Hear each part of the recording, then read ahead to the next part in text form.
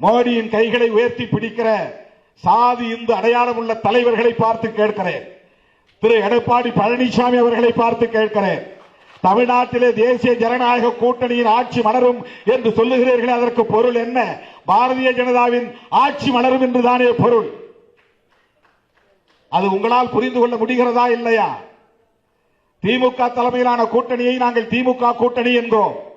அதிமுக தலைமையிலான கூட்டணியை நீங்கள் தேசிய ஜனநாயக கூட்டணி என்கிறீர்கள். உங்களால் அதை அதிமுக கூட்டணி என்று கூட சொல்ல முடியாத அளவுக்கு பலவீனப்பட்டு நிற்கிறீர்கள். நாளைக்கு அதிமுக கூட்டணி ஆட்சிக்கு வந்தால் அது பாஜக ஆட்சிக்கு வந்ததாகத்தான் பொருள். பாஜக ஆட்சிக்கு வந்தது என்றால் RSS ஆட்சிக்கு வந்ததாகத்தான் பொருள். RSS ஆட்சிக்கு வந்தது என்றால் ஆரியர்கள் பார்ப்பனர்கள் ஆட்சிக்கு வந்து விட்டார்கள் என்றுதான் பொருள். ஆரியர்கள் பார்ப்பனர்கள் ஆட்சிக்கு வந்து விட்டார்கள் என்று சொன்னால் பெரியார் வீழ்த்த நினைத்த சனாதனம் மீண்டும் இங்கே வலுப்பெற்று விட்டது என்றுதான் பொருள். இப்போது புரிகிறதா ஏன் திருமாவளவன் திமுகவோடு உடும்பு பிடியாக இருக்கிறான் என்று உங்களால் புரிந்து கொள்ள முடிகிறதா?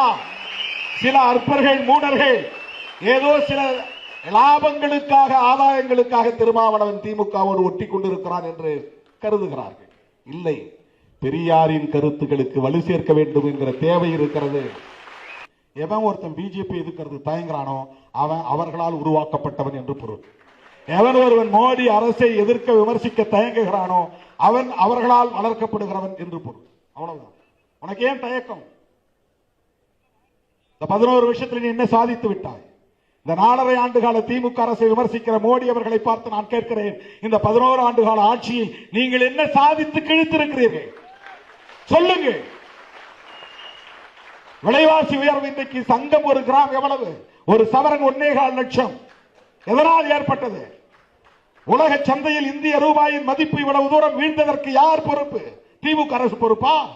திராவிட முன்னேற்ற கழகத்தின் தலைவர் ஸ்டாலின் பொறுப்பா? இந்திய ரூபாயின் மதிப்பு உலக சந்தையிலே வீழ்ந்ததற்கு யார் பொறுப்பு? 11-12 ஆண்டுகள் ஆட்சி புரிந்திருக்கிறீர்கள்.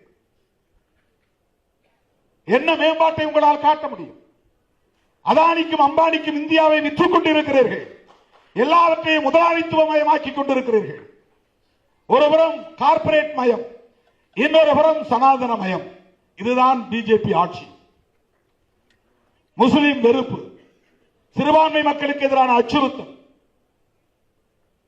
பாபர் மசூதி இடிப்பு, திருப்பரங்குன்றத்திலே மதவாத அரசியல். என்ன செய்து கிழித்து விட்டீர்கள்? என்ன சாதனையை உங்களால் அடுக்க முடியும்? 4.5 ஆண்டு கால திமுக அரசை விமர்சிப்பது எந்த அடிப்படையில் என்பதை உங்களால் சொல்ல முடியுமா? வெறும் தேர்தல் நோக்கம்தான், அரசியல் ஆதாயம் தான். அதற்கு எடப்பாடி துணை போகிறார். தமிழ்நாட்டு மக்கள் எடப்பாடியை ஒருபோதும் மன்னிக்க மாட்டார்கள் என்பதை நான் இந்த இடத்திலே பதிவு செய்ய கடமைப்பட்டிருக்கிறேன். அவர் எம்ஜிஆருக்கு விசுவாசமாக இல்லை, ஜெயலலிதா அம்மையாருக்கு விசுவாசமாக இல்லை.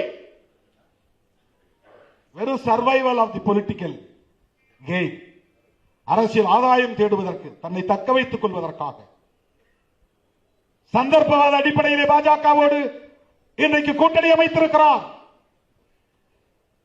பாரதிய ஜனதாவோடு எந்த காலத்திலும் அதிமுக கூட்டணி வைத்துக் கொள்ளாது என்று சொன்னவர் தானே ஜெயலலிதா அம்மையார். எங்களுக்கு ஞாபகம் இருக்கிறது, உங்களுக்கு ஞாபகம் இல்லையா?